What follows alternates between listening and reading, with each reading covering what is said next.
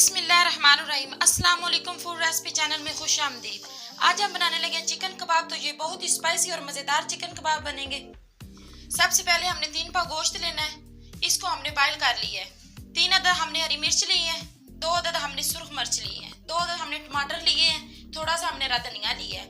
2 हमने अंडे और 2 नींबू लिए हैं। 50 ग्राम हमने बेसन लिया है। 2 चम्मच हमने लहसुन और अदरक का पेस्ट लिया है। चलते हैं अगली रेसिपी की तरफ।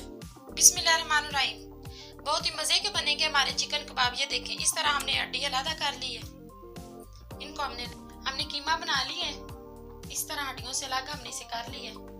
2 चम्मच हमने इसमें लहसुन और अदरक के ऐड किए हैं। 2 अदद हमने टमाटर काट के रखे थे, वो इसमें ऐड किए। ये हमने हरी मिर्च इसमें ऐड की है। 3 टेबलस्पून हम इसमें बेसन ऐड करेंगे। हाफ चम्मच हम इसमें जीरा ऐड करेंगे। हाफ टेबल स्पून हम इसमें रेड मिर्च ऐड करेंगे। हाफ टेबल स्पून हम इसमें नमक ऐड करेंगे। हाफ टेबल स्पून हमने मसाला ग्राइंड करके रखा हुआ था, वो इसमें ऐड करेंगे। हल्दी का पाउडर हम इसमें ऐड करेंगे। हाफ टेबल स्पून हम इसमें काली मिर्च ऐड करेंगे। 1 टेबल स्पून हम इसमें तिक्का मसाला ऐड करेंगे। हाफ टेबल स्पून हम इसमें चाट मसाला ऐड करेंगे। 2 अदद हमने इसमें सिरका ऐड करेंगे। 2 अदद हम इसमें नींबू का रस ऐड करेंगे। सिरके और नींबू से बहुत स्पाइसी और मज़ेदार बनते हैं।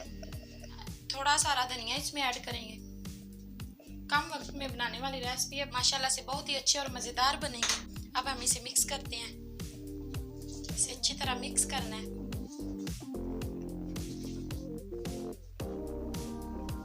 जो चीज़ें हमने डाली हैं वो कम चीज़ें नहीं करनी, बहुत ही मज़ेदार इसे बनेगा।